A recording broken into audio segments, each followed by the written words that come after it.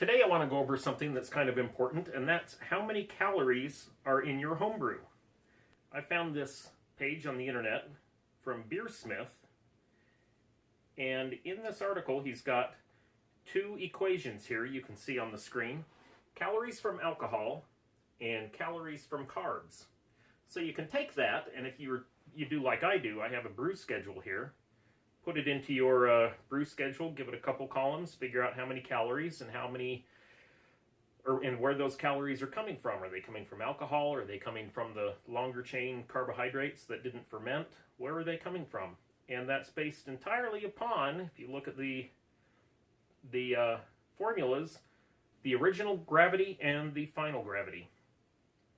Now that's pretty cool. And that brings me to something in my own spreadsheet where, if you notice, the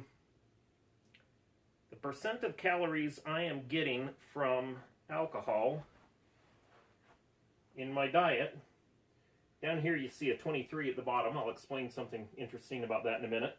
But there's all these 12s and 12s, and they're all different from what they were last week. And the reason why is because I had used a different, I want to say a method. I don't really know that I'd call it a method, but I had an estimate of how many calories were in homebrew that I just added it to the Diet Power program, the thing I use to track my calories. And as it turns out, this estimate that I don't really even remember where I got it, but it was making my estimate of how many calories I was consuming per day about 200 calories too high every single day.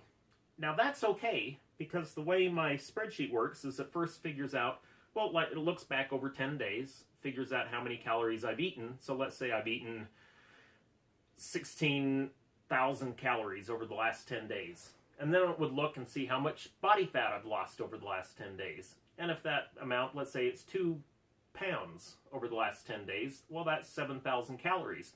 So if I ate 16,000 and I burned 7,000 calories of body fat, that means that's 23,000 calories that I've burned total. Divide that by 10, 2,300 calories in a day, and that would be my metabolism as calculated on that day in this hypothetical. But if I'm telling it the wrong amount of calories, if I'm telling it 200 calories too much, then it estimates my metabolism 200 calories too high, right? So then when it tells me how many calories to have per day to meet my goal, it's going to tell me a number of calories, which is 200 calories too high. That's okay too, because when I drink my beer, I'm going to put in a number that's 200 calories too high. So it's like all the mistakes cancel each other out. That's one of the great things about using these spreadsheets, is there this negative feedback loop that fixes everything. However, there are times, like I had a day, like all this time in red right here. That was 10 days that I went without drinking any beer, which meant I was getting all my calories from food, which means I didn't have the mystery 200 calories in there anymore, and the spreadsheet had to do some adjusting. And what I did is I went back and painstakingly went back over the last, 11 weeks, I think, and put in the right number of calories based upon these two Beersmith formulas. Put in the actual number of calories in Diet Power, went through every single day, fixed everything, and it doesn't really matter. The way it was before got me to where I am, but I like to have accurate data. So the real issue is this column U, way over on the end there. If you look, you see that's how close I came to eating the right amount of calories for that day. All these positive numbers, if I had been putting in the right amount of calories for the beer, I mean, those positive numbers means that's a bunch of calories that I should have eaten, but I didn't.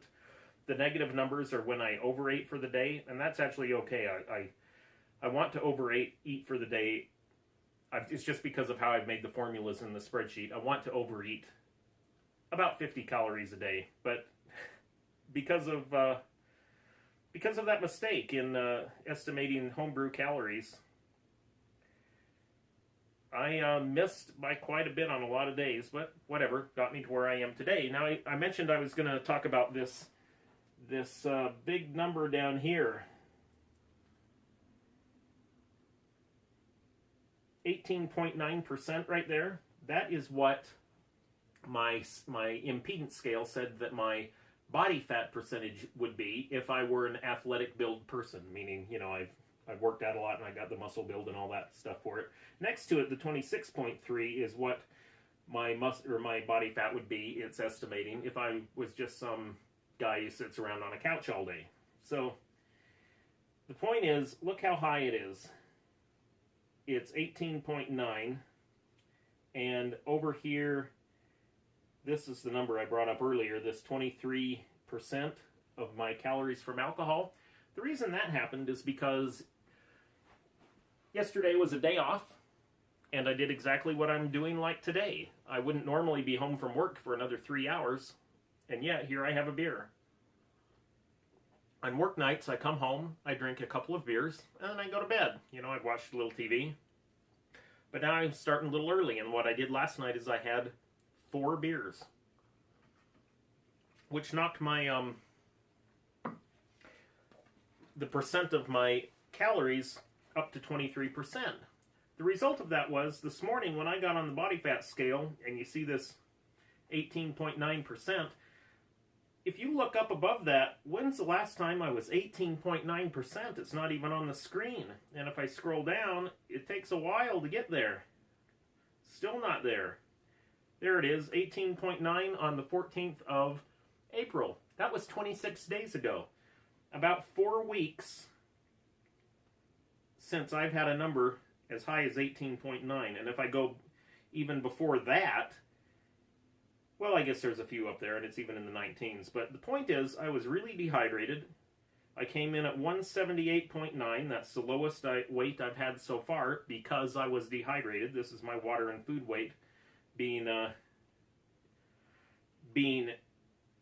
low from the dehydration. But then, wow, this is the first time this has happened in a long time. In this column here, the true body fat column that I put the little blue square around, 21.7, it's actually higher than the day before. And when this thing estimated my body fat, how much fat is on my body, its estimate is even 1.3 or 0.13 pounds higher than it was yesterday, which really made my metabolism look like it's slow. But I've got all kinds of checks in there to keep my